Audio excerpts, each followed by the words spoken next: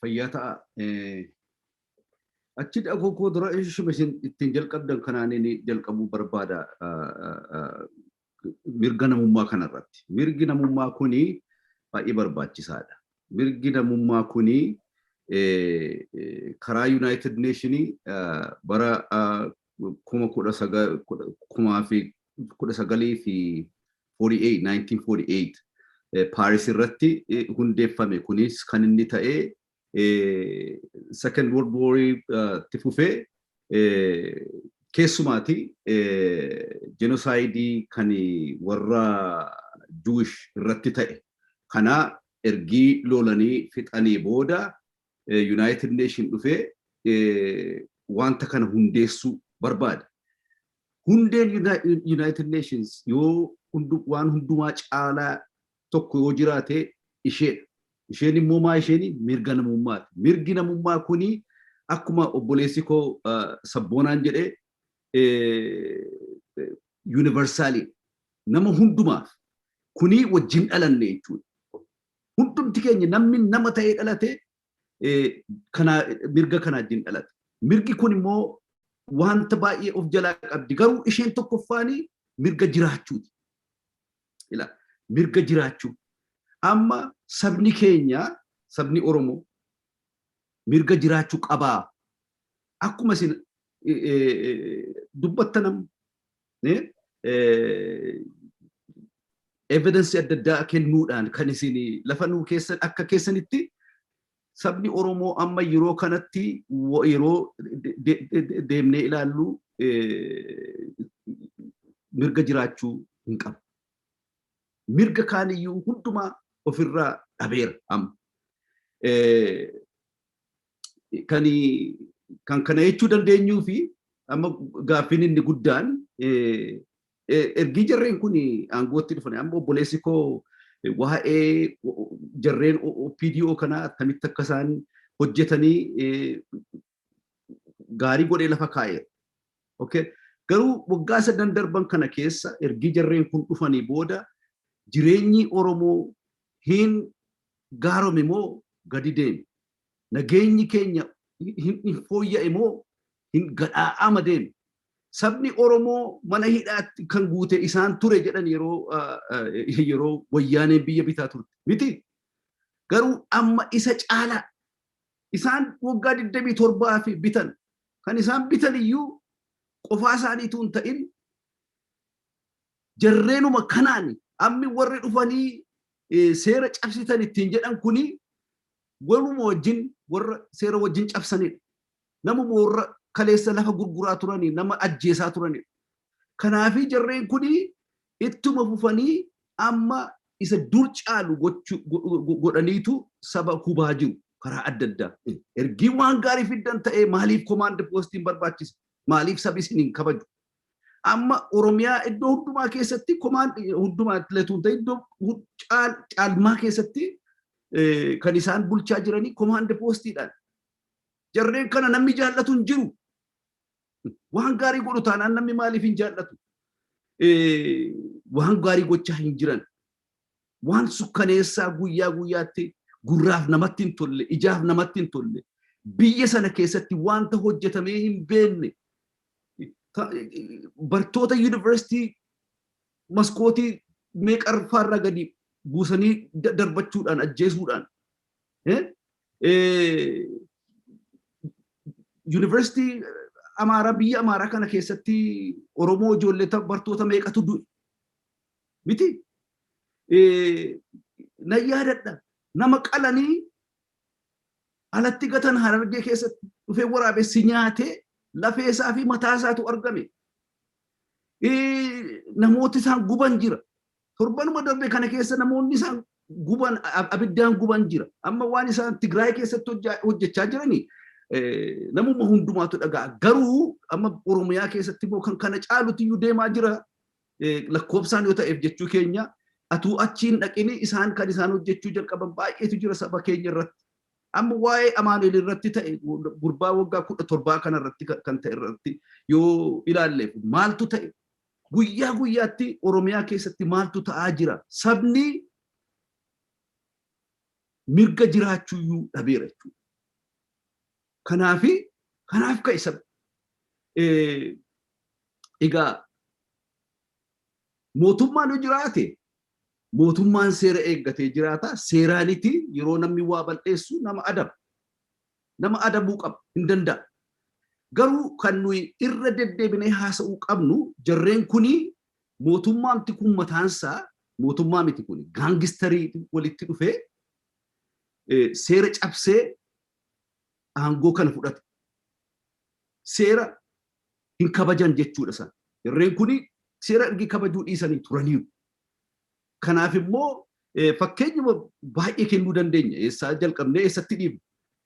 Fakkeenyi inni guddaan tokko isaan Oktoobaritti dhume waanicha yeroon isaanii Oktoobar booda humnumaan fuudhanii of kaan iddoo lafa kaa'an san seera cabsaniitu jechuudha.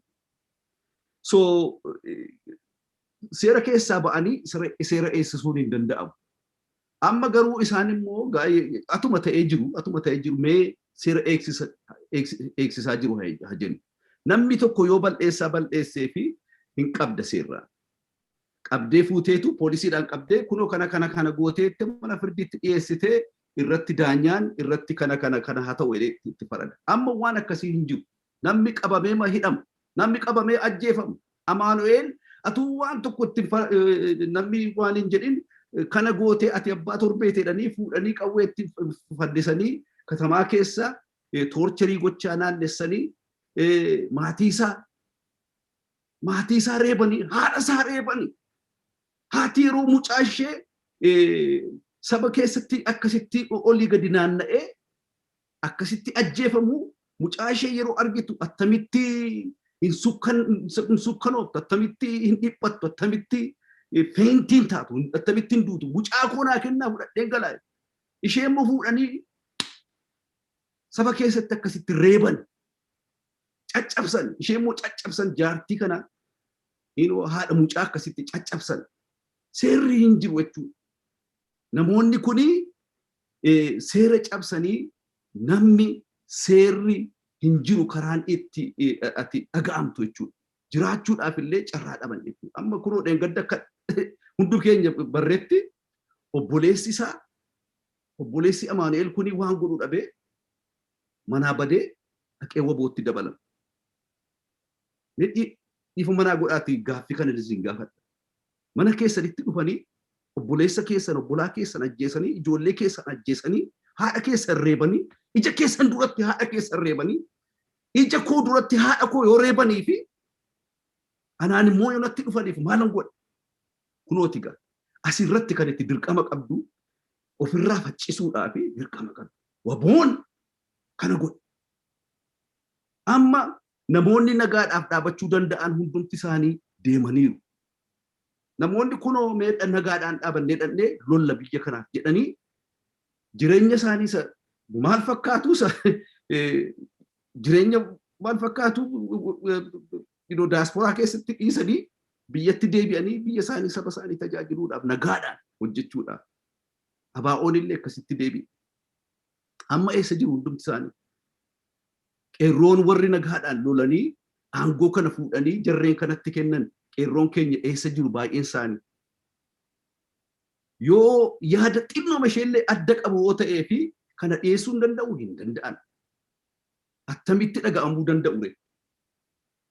Isuma atuu ta'ellee jiru nagaadhaan jiraachuu hin dandeenyu. Kanaaf ofiif dhaabbachuu isaanirra dirqama isaanii ta'e jechuudha.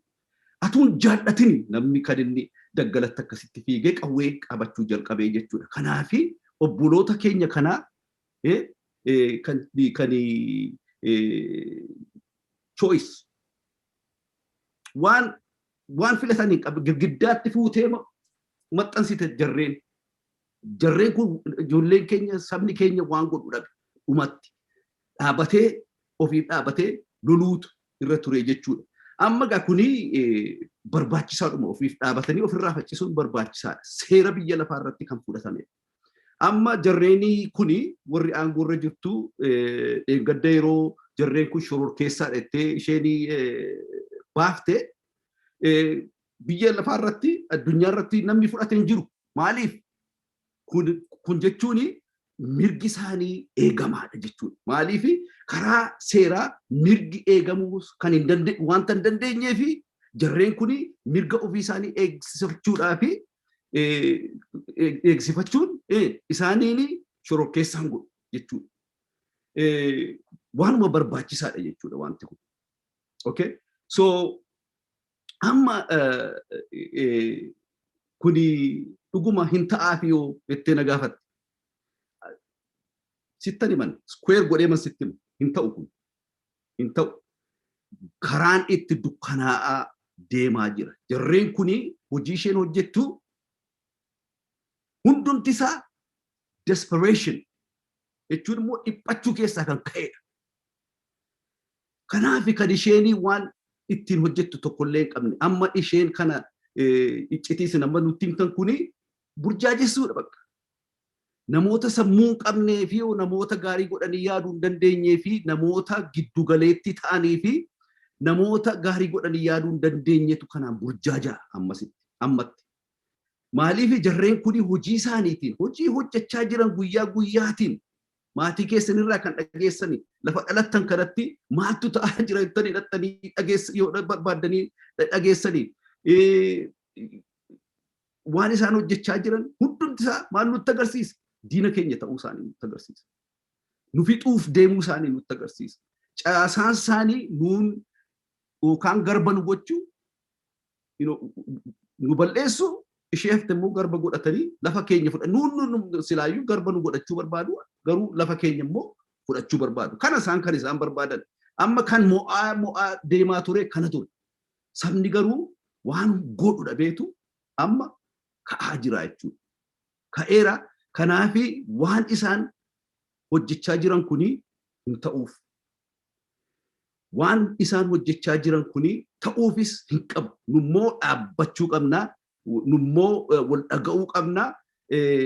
Yeroo kanatti yeroo itti burjaaja'an miti. Yeroo itti caalalamanii iddoo qabatanidha. Kanaafi wanti isaan hojjechaa jiran kuni hin ta'uuf. Garuu waan WBOn hojjechaa jiru hin ta'aaf. Kun egaa waanuma lafarra jirudha. Qawwee caccabduudhaan kaatan ittiin jedhanii, qawwee caccabduu shaniin kaatan ittiin jedhanii, maybe 500 ta'u turan. Amma 15,000 iyyuu hin ta'u. WBOn lafa inni hin jirre hin jiru. Kanaaf guddachaa deemaa jira jechuudha. Kanaafi amma isaan akka nun burjaajessin, isin hin burjaajessin. Jarreen kuni yoom Oromoo gargaaranii beeku. Oromiyaa keessatti wanti gaariin ta'aa jiru, wanti gaarii ta'e eessa jira? Sobaniitumma isaan lakkoofsa adda addaa isinitti kennaa jiru. Dhuguma lakkoofsa isaan isinitti kennan kanaan jireenyi namaa wayyaa'eera. Nageenyi namaa wayyaa'eera hin wayyoof. Kanaafi soba jechuudha lakkoofsi isaan isinitti kennaa jiran.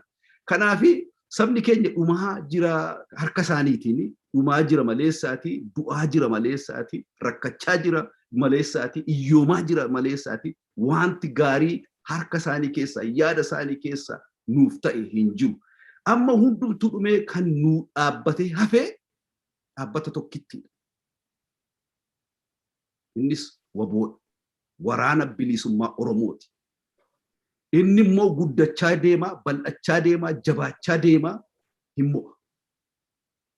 Kanarratti kan nu hojjechuu qabna.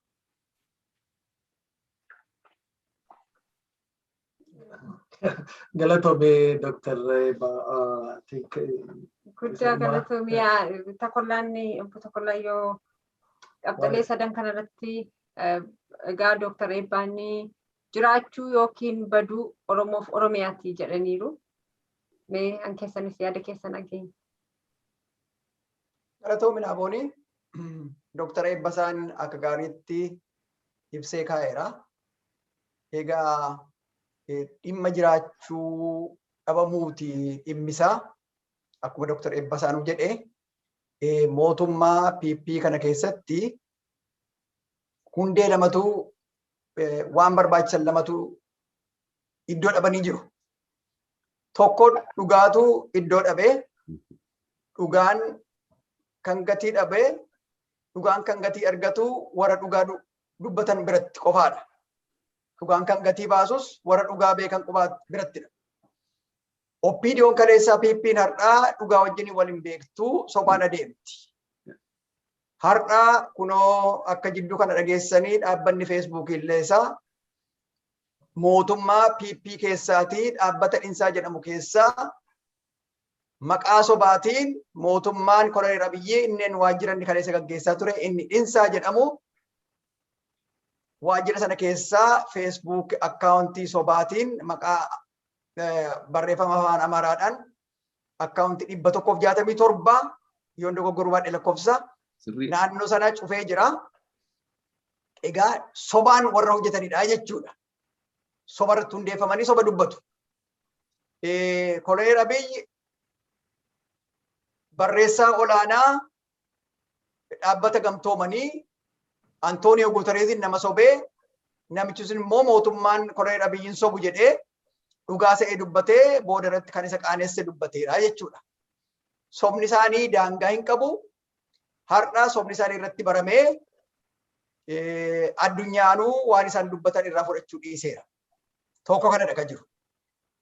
Lammataa seeratu hin kabajamu. Seerris immoo kan kabajamu warra seera beekanii fi warra seera eeganii hundeeffamanii birattidha. Mootummaan Bilxiginnaa har'aa jiru Bilxiginnaan eessatti hundeeffame? Dhaabbanni hundeeffama isaa eessatti gaggeeffame? Hojii gaggeessuu isaaniis eenyudha? Hojii koree gaggeessuun hojii isaanii warri miseensa sentiraal komiteedhaa eenyu fa'i kan jedhu hundumtuu waan seera qabeessa hin taaneen kan dhaabbatee jirudha jechuudha. Bilxiginnaa kan hundeesse Koloneel Abiyyi Biraanuu Naggaa duukaa biiroo Abiyyi keessatti sentiraal komitee eksiitiif komiteesii achuma Biraanuu duukaa ta'aniitu abaluun kanarratti keenya abaluu itti gaafatamaa waajjira Bilxiginnaa Oromiyaa abaluu Bilxiginnaa Amaaraa abalummoo isa kan giddu galeessa abaluu fa'a ammoo akka eksiitiif komitee Bilxiginnaa jedhanii dhaabbata hundeeffamasaa hin beekne kaayyoonsaa ifa hin taane hamma har'aatti walgahii bu'uureffamuu kan hin gaggeeffanne jechuudha. Seera waan hin qabneen biyyaa jirti biyyattiinuu. Egaa amma kan isaan itti jiranii mirga jiraachuu isa isin jettaniif mirgi jiraachuu karaa lamaan ilaalamuu danda'a. Tokkoffaa karaa Waaqayyoo. Waaqayyoo dhala namaa fakkaattii isaatiin uumee jedha amantiidhaan itti amanutti. Fakkeenya kana dhalli namaa tokko immoo mirga jiraachuu ni qaba. Eenyuyyuu mirga jiraachuu namarraa molquu hin danda'u. Yoggaa wanti mirga namaa jiraachuu molquu dhiibbaa namarratti geessisu warri nama hacuucan namni warra nama garboomsuu barbaadan immoo dhufanii warri abbootiin amantii kaleessaa ani kiristiyaanadha. Museefaa, Saamsoonfaa, Geediyoonfaa, Eelsaayifaa, Daawit mataasaa hundumti isaanii kuni hacuuccaa uummata isaanii arganii warra uummata isaanii bira dhaabbatanii falmanidha jechuudha. Museema fakkeenyaaf fudhanne uummata saba Israa'el biyya Gibxii keessatti gidiraa argaa tureef falmee lolee lolchiisee uummata isaa bira dhaabbatee uummata isaa akka inni bilisa baasee argina. Saamsoonis akkasiin argina. Warra waa'ee amantii dubbachuu komitii dhiifamanaa godhaa. Namni amantii musliimaa inni waaqeffataa ta'e yookiin immoo amantii kamiyyuu duukaa kan waliin qabanne na dhaggeeffachuu danda'a. Waa'ee amantii dubbachaa jira miti. Uumaa Waaqayyoo biratti illee mirgi jiraachuu eegamaadha. Namni mirga jiraachuu dhabe tokko yoo mirga isaa falmate akkuma kaleessa Museenfaa godhani har'a Waaqayyoos isa duukaa dhaabbate isa gargaara waanta ta'eefi kuni karaa lamaan tokko karaa uumaman lammata immoo karaa seera biyya lafaatiin waan deeggaramudha. Seerri biyyoota adda addaa namni tokko mirga jiraachuu qaba jedha. Biyyoonni biyya lafaarra jiran immoo hundumtu walitti dhufanii mootummaa gamtoomanii jiratti akkuma Dooktar Eebbasaan dubbate namni tokko mirga jiraachuu qaba kan jedhu sirriitti jala muranii kaa'aniiru. Egaa mootummaan Bilxiginnaa isheen sobarratti hundooftee kana gochaa jirti. Sobarratti waan dhaabbate immoo hundattuu dhugaan biiftuu dhugaa bari'uuf deemaa jirti. Kan isaatti jiranii uummata Oromoon mirga isaatiif falmataa jiru kana karoora itti baasanii itti bocanii kaleessa akkuma dhiyeenya kana itti gaafatamaan waaltira biltsiginnaa Oromiyaa bulchaa jiru Fiqaaduu Tasammaa caffee mootummaa naannoo Oromiyaa keessatti qurxummii sana dhabamsiisuudhaaf galaanicha gogsuun barbaachisaadha kan jedhe suni imaammata mootummaa biltsiginnaa nu agarsiisa. Imaammanni kan immoo jechii Fiqaaduu Tasammaa namichi kuni sabaan nama Guraageedha. Oromoo irraa nyaatee, Oromoo irraa dhugee, Oromoo ollaa godhatee nama Wallisootti guddatedha. Ani sirnaa rakkina godhadheetanii miti. Garuu miseensotuma caffee warra isa duukaa jiranillee boruu isin dhabamsiifnaa jechaa itti maa jira. Jarri kun hubatanii hin beeku. Kuni kan nu agarsiisu har'a akkuma sila dubbanne warra abbootii qabeenyaa Oromoo qabeenya isaanii jalaa dhorkanii jiru. Kuni sadarkaa tokkoffaa isteeppii tokkodha. Diyaasporaa keessatti immoo akkuma icciitiin nu qaqqabe jettanii kan amma nutti himtanitti Oromoo addaan qoodanii qabsoo Oromoo dhabamsiisuudha, laaffisuudha.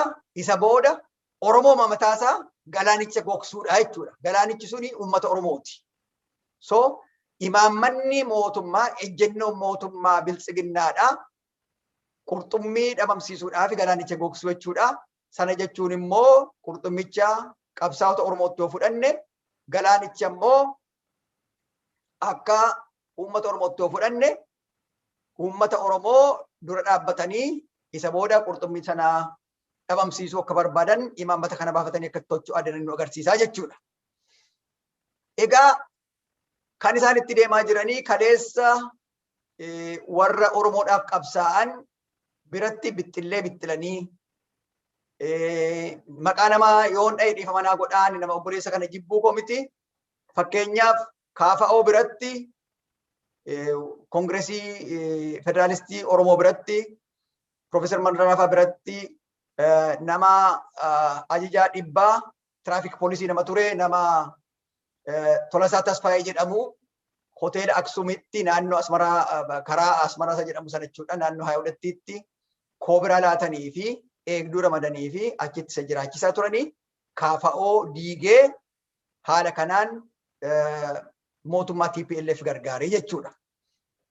Egaa warri biltsiginnaa har'aa kuni dhugaa qabatanii waan hin jirree fi uummata Oromoo isa dhugaadhaaf falmaa jiru waboosa bosona jiru immoo hundee dinagdee isaa dhabamsiisuudhaaf kan jedhu karoora kana baafatanii hin gowwatanii. Waboon kan jiru Oromiyaa keessa. Kan waboo dhaabee jiru uummatuma achuma Oromiyaa keessa jiru. Waboon akka Oromiyaa keessa jira. Inni bakkee jiru deeggarsa waan tokko tokko gochuu ni danda'a. Addanaati garuu Oromoodha kan gargaaru. Isuma biyya keessa jiru jechuudha. Alasaati isaaf ajjeefamaa jira, isaaf du'aa jira.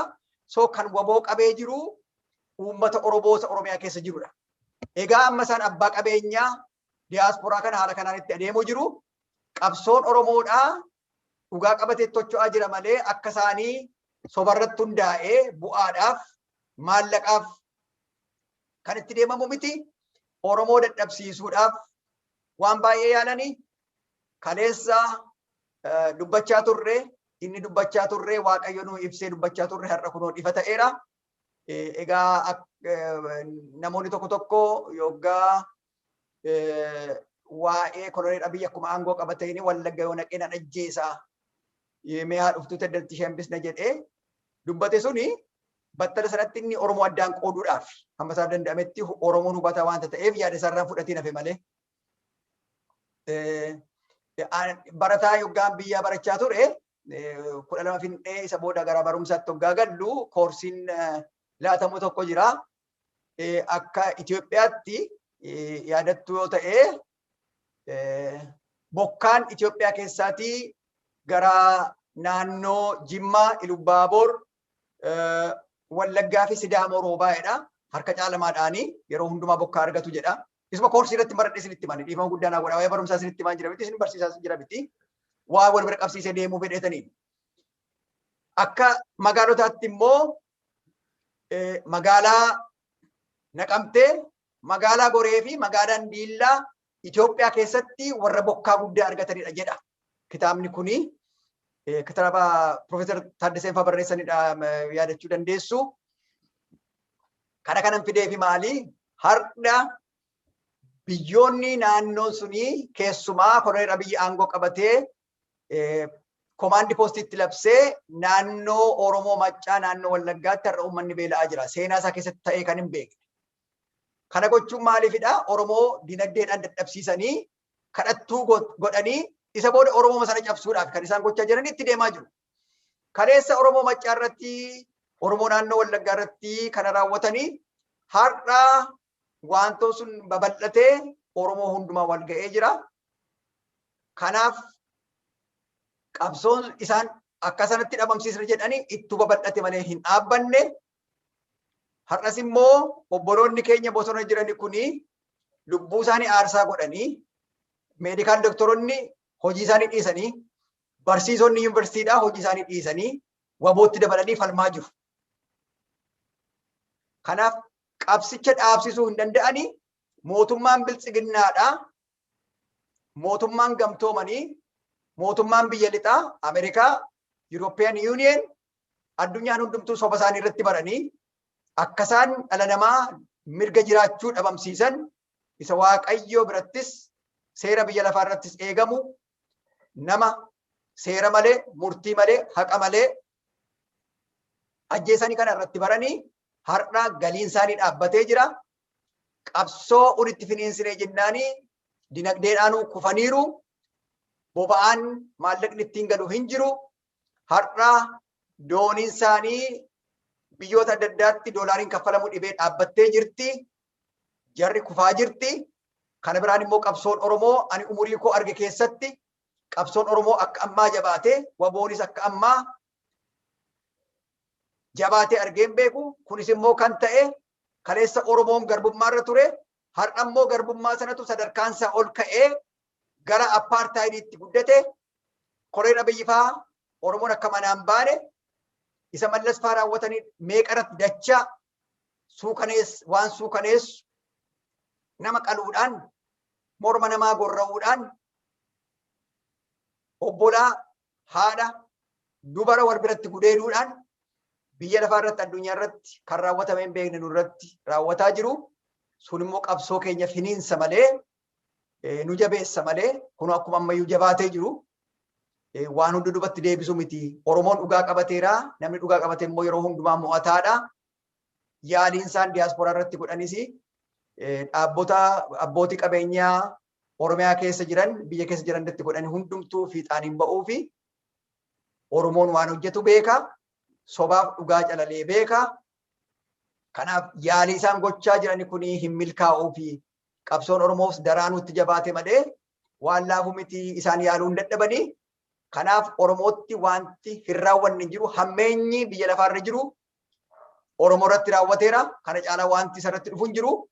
Uummanni hundumtuu bakka jiruuti qabsoo isaa finiinsuu inni waajjira hojjetaa mootummaa ta'e hojii irratti qabsaa'uu hin danda'ama. Tooftaa adda addaatu jira qabsooni. Inni qotee bulu haala kamiin akka gaggeeffachuu danda'u. Inni hundumtuu ga'ee ogummaa adda addaa qabu hundumtuu bakka jirutti qabsoosaa kana caalaa wanti itti dhufu hin jiru. Hammeenyi biyya lafaarra jiru hundumtuu Oromoo irratti raawwateera. Kanaaf hammeenya kana mootummaa gabroonfataa mootummaa Oromummaa balleessuudhaaf mootummaa amantiisaa aadaasaa afaansaa balleessuudhaaf sirna bittaa isa kaleessaa irratti deebi'uudhaaf nutti deebi'aa jiru kana ofirraa dhabamsiisuun barbaachisaadha. Kanaaf hundumtuu bakka jirutti haa qabsaa'u. Qabsoon Oromoos jabaateera. Yaaliin isaanii fiixaan hin ba'uu waboos dhabamsiisuu hin danda'u jechuu barbaada. Galatooma. Yoon eresseef dhiifama. Baay'ee gaarii guddaa galatooma. Lachan keessaniyyuu qabxii baay'ee barbaachisaa qabxii baay'ee namoota bira gahuu qabanii kaastaniittu guddaa sin galateeffannaa. Mee egaa kan isaan gochaa jiranis woboo akka gargaarsi woboon geenyeefidha. Waa'ee woboo gargaaruu kana keessatti immoo keessumattuu Dooktar Eebbaanii WBO tax force keessa warra jiran keessaa nama tokko mee waa'ee WBO tax force waa'ee WBO nutti himiti sagantaa keenya har'aa kan maratti goolan. Galatooma baay'ee galatooma. Akkuma beektan egaa kunoo jarreen akka nuyi qaanofnee mataa keenya gadi qabannee sodaannee deemnu barbaadan nu sodaachisuu barbaadan amma kan isaanitti hojjechaa jiranii biyyattis akkasuma hojjechaa jiru addanattis kanuma gochuu barbaadaa jiru kun hin ta'u abbaddaan nu sodaachisuun hin danda'amu amma nuyi kaanee dhaabanna ija keessas ilaalla saba keenya hin gargaarra karaa sammuu dhufta taanaan karaa horii dhufta taanaan karaa hojii dhufta taanaan karaa hunduma dhaabbannee saba keenya wajjin dhaabbannee namoota warra of gargaaruu hin dandeenye dhaabbatanii dhiiga isaanii lolaasaa jiranii fi gargaarsa gochaa jiru. Addanatti task force'n kan Siyaatil keessa jiru hamma nama 9 qabna. Nama adda addaati amma jarreen kuni waan adda addaa jedhanii isin burjaajessuu barbaadu. Nuyi Oromiyaa hundumaa keessaa dhufa. WBOn Oromiyaa lafa Oromiyaa keessa hundumaa jira. Lafa WBOn hin jirre hin jiru. Lafa Oromiyaa ta'ee kana keessa immoo namni hundumti keenya walitti dhufneetu walii wajjin dhaabbanneetu WBO task force gargaaraa jirra wajjin hojjechaa jirra jechuudha. Structure qabna. Biyya lafaa irratti iddoo hundumaatti Austraaliyaa keessa jirra. Awurooppaa keessa jirra iddoo adda addaatti. Amerikaa keessa, North Amerikaa keessa, Canada keessa qofaatti jira. United States keessatti qofaatti jira. Afrikaa keessa illee iddoo adda addaatti qofaatti jira. WBO task force'n biyya Arabaa keessatti waan dhaabbata guguddaatu jira task force'n. Hankeenya kanama hundumaa wajjin networkiidhaan gaarii taanee walitti qabannee walii wajjin hojjechaa jirra jechuudha. Amma nuyi kanaan duras hojjechaa turre ammas itti fufna jechuudha. Ji'a dhuftu kana keessa fundraising qabna. Okay. Amma burjaaja'uun hin jiru nu bira. Shanee hin beennu. Shanee kan dhaabe Abiy Ahmed okay kan diina keenyaati jechuudha. Kanaafi maaloo ya saba Oromoo waan sadan tokkoon isin gaafadha. Tokko sammuu keessan qajeeffadhaa. Sammuu garbaa ofirraa gataa. WBOn garba. WBOn harree. Okay. Maaliifi ba'aa namaa baatanii namaaf hojjetu maleessa waan tokko waan Oromoodhaaf hojjetanii bu'aa Oromoodhaaf buusan tokkollee hin jiru. Kanaafi sammuu keessan qajeeffadhaa. Kana jechuun immoo abbaa eenyuun dhaggeeffattu sin? Diina keessan dhaggeeffattu moo nama isinii lolaa jiru dhaggeeffattu? Kanaafi fo'adhaa eenyuun akka dhaggeeffattan. Okay? Nama isinii lolu saba keessaniif dhaabbatee lolaa jiru. Okay? Amma hundumtu ergi deeme booda kan dhaabbatee hafe WBO duwwaa nuuf. Kan nuyi dhaggeeffachuu qabnu warra isaan dhaggeeffatu warra isaanii wal dhaggeeffatu duwwaadha jechuudha. Tokko kana. So sammuu keessan qajeeffadhaa.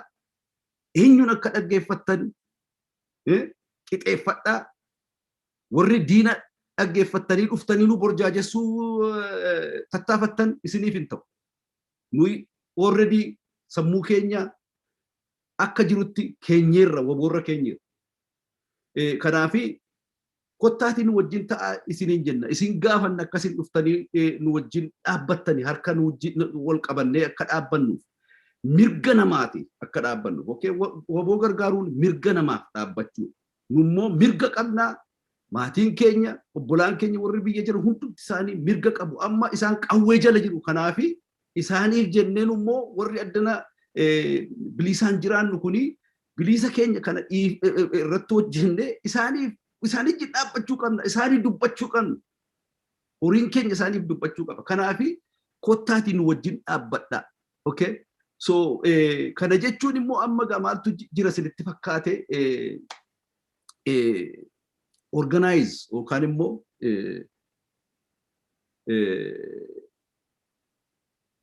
walitti dhufaa qofaa taatanii faffacaatanii taa'inaa kanaaf diina dhaggeeffattu. Kottaa wal dhaggeeffanna. Dhaabbata tokko jalatti yeroo iddoo accountability jirutti maaliif sin ilaala na ilaaltaa eenyu akkati gargaaraa jirtu beeka. Wal beenna amma bakka amma jiru kana jechuun as jechuun kana jechuun hin jiru. Eenyuun akka gargaaru beenna. Yeroo shaneettee natti dhuftu eenyuun akkati dhaggeeffattu beekan already. Okay? So waliin dhaabbanna akkuma generaalli keenya jedhee hunduma keessaniifan du'aa jiraa'e. Yoona jibbitanis isinii du'aan jiraan jedhe. Yoona jaallattanis isinii du'aan jiraa jedhe. Hamma Oromiyaan bilisa baatutti immoo nuyi of laannaa jedhan.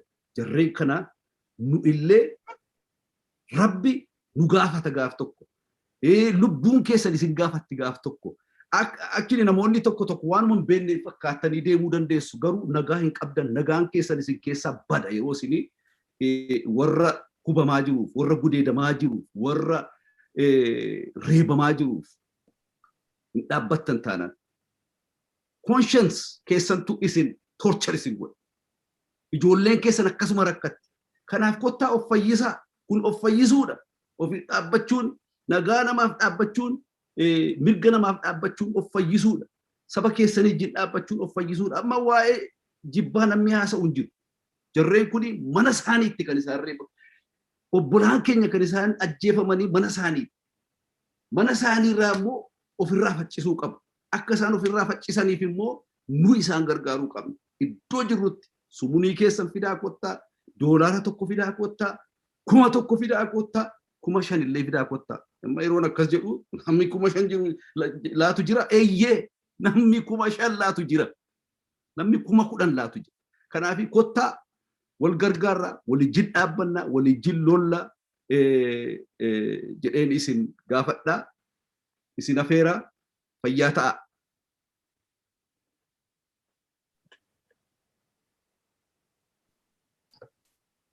Guddaa galatoomaa marii bal'aa Dr. Eebbaa fi obbo Tokollaa faana guutnee har'aa waa'ee sanada akkamitti WBOn akka hin gargaaramne goonaa hawaasa Oromoo biyya alaa daasporaa keessa jiru irratti kan jedhu kan arganne irratti marii bal'aa nuti goonee kan irratti golobnaa yeroo keessan aarsaa gootanii waamicha keenya kabajanii argamtanii waan ibsa guddaa nuu laattaniif guddaa goonee isin galateeffanna.